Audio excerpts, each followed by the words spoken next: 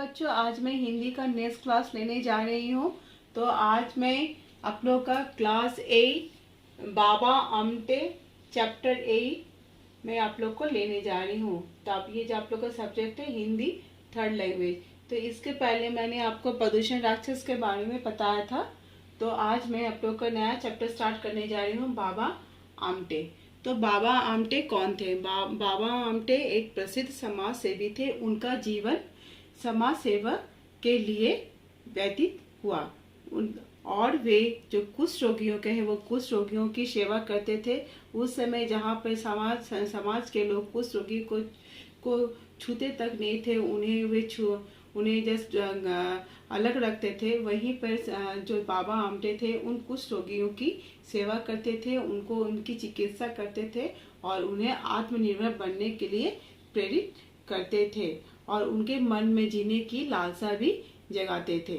तो इस तरह से बाबा आमटे का जीवन हम सभी के को बहुत प्रेरित करता है कि हमें किसी को भी हीन भावना से नहीं देखना चाहिए और अगर किसी को सहायता की जरूरत होती है तो हमें उनकी सहायता करनी चाहिए। तो आज मैं आप लोग को ये चैप्टर में पढ़ाने जा रही हूँ। तो आप अपने किताब में इसे देखिए। ये आपका पेज नंबर 56 है। एक कहावत है, अंधेरे की शिकायत करते रहने के अपेक्षा एक दिया जलाना ज़्यादा अच्छा है। हमारे समाज में बहुत से लोग असहाय हैं और उनमें से अनेक लोग भिखारियों जैसा जीवन बिता रहे हैं। इन दिन दुखी लोगों के बारे में सोचते तो बहुत है, पर कुछ लोग संकल्प कर लेते हैं कि उन्हें ऐसा काम करना है जिससे दूसरों का दुख कम हो सके। तो जैसे कि अगर हम लोग इसका जो आप लोग का ऊपर में जो ये दिया है, अंधेरे की शिकायत करते रहने की अपेक्षा एक दिया जलाना ज़्यादा होता है, ये कहावत है।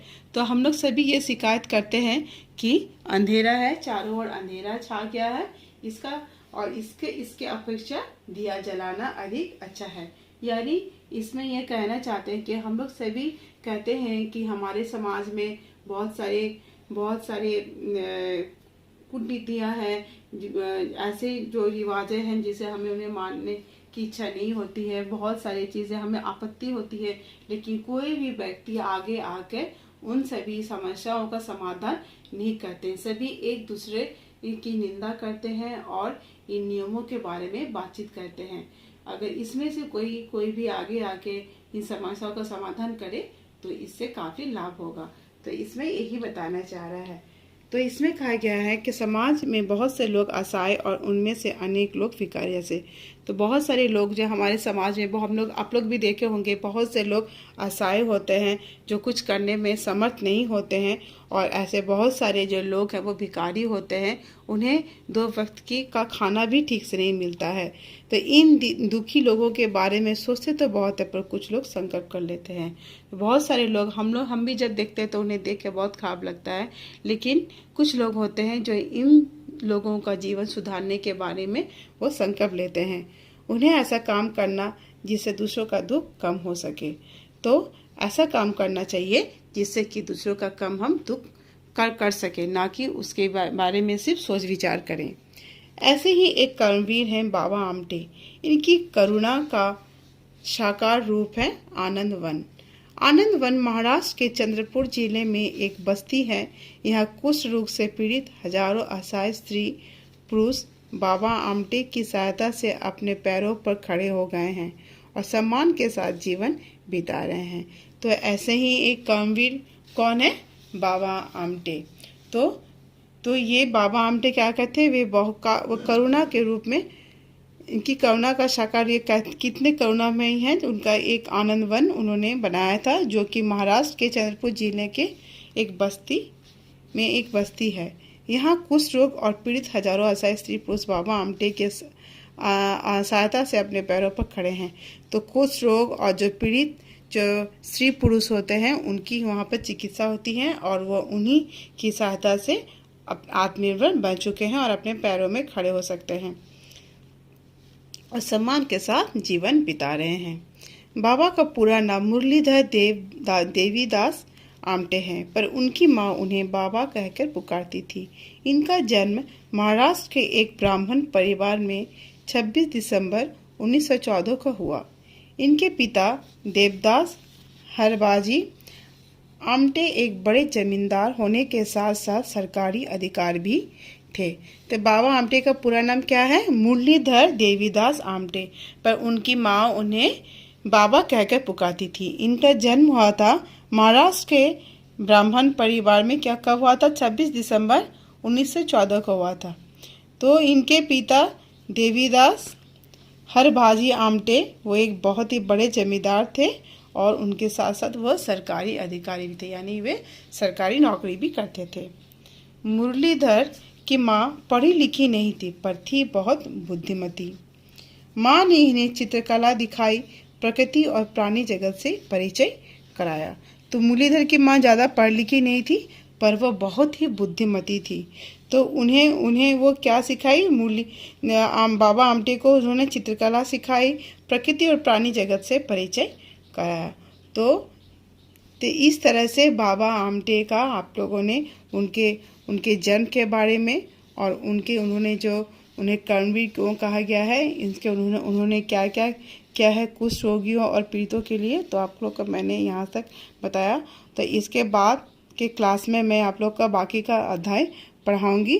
तो आज मैं आप लोगों का ये इससे रिलेटेड जो है जीवन मूल्य,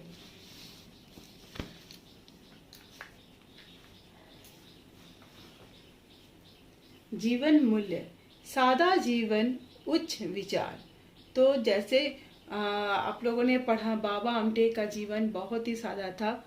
वे एक बहुत उच्च परिवार के ब्राह्मण परिवार के होने के बावजूद उनके पिता सरकारी अधिकारी थे, लेकिन फिर भी उनका जो जीवन था वो हमेशा जो दीन दुखी थे और पीड़ितों के लिए समर्पित रहा है। छुआछूत से घृणा, तो मैंने जैसे कहा उस समय जो क्या था, सभी कुष्ठ रोगियों को छूते नहीं थे, उन्हें वे घृणित नजर से देखते थे। दीन दुखियों की सेवा करना, तो वे जो थे बाबा आमटे दीन दुखियों का सेवा करते थे। जो भी असहाय लोग थे उनकी सहायता करके और उन्हें आत्मनिर्भर बनाते थे, जिससे कि वो अपने पैरों में खड़े होकर वो अपना जीवन ठीक से जी पाए। त्याग समर्पण का भाव, तो जीवन में त्याग करना बहुत आवश्यक है। बाबा आमटे वो चाहते थे तो अपना जीवन खुशहाली से वह बिता सकते थे, लेकिन वो अपना जीवन गरीबों की सेवा, दीन दुखियों के लिए समर्पित कर दिया। तो मैं आप लोगों को कुछ ये बताने जा रही हूँ शब्दार्थ।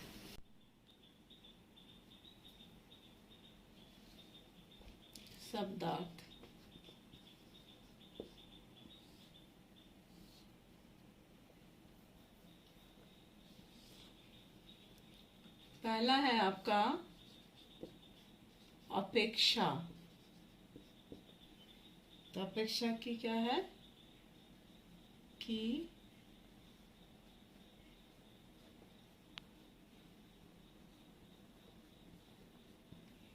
तुलना में। फिर है आपका आशाएं।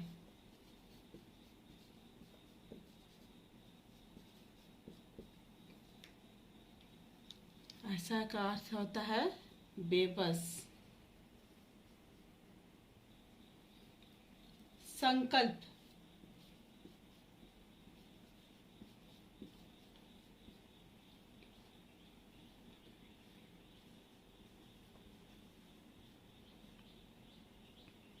पक्का इरादा।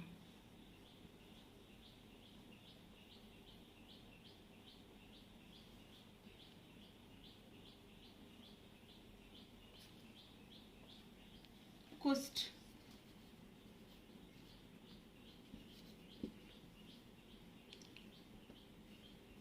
कुष्ठ ये एक प्रकार का आपका जिसको आप लोग लेप्रोसी कहते करके डिजीज है। फिर है आपका पीड़ित,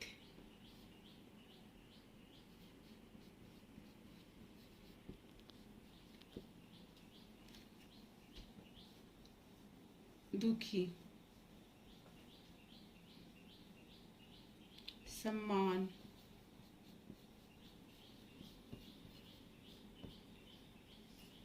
आदर,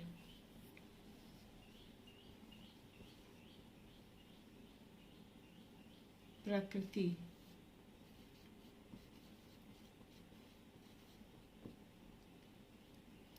कुदरत,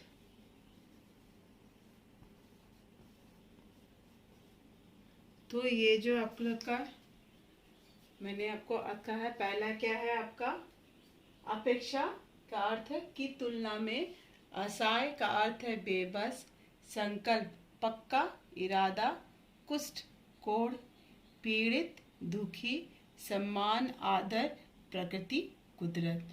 तो ये सारे आपके शब्दार्थ है। तो इस तरह से आप लोग को शब्दार्थ भी अवश्य याद करना है। तो जब भी आप लोग कोई कहानी पढ़े या फिर कविता, आप लोग को शब्दार्थ को भी अवश्य देखना है कि जो भी शब्द का आपको अर्थ नहीं आता है तो आपको इस तरह से अर्थ आपको लिख लेना है और इसे याद कर लेना है। तो आज मैं इसका बाकी का अध्याय इसके नेक्स्ट क्लास में पढ़ाऊंगी। आज मैं अपना क्लास यहीं समाप्त करती हूँ। धन्यवाद।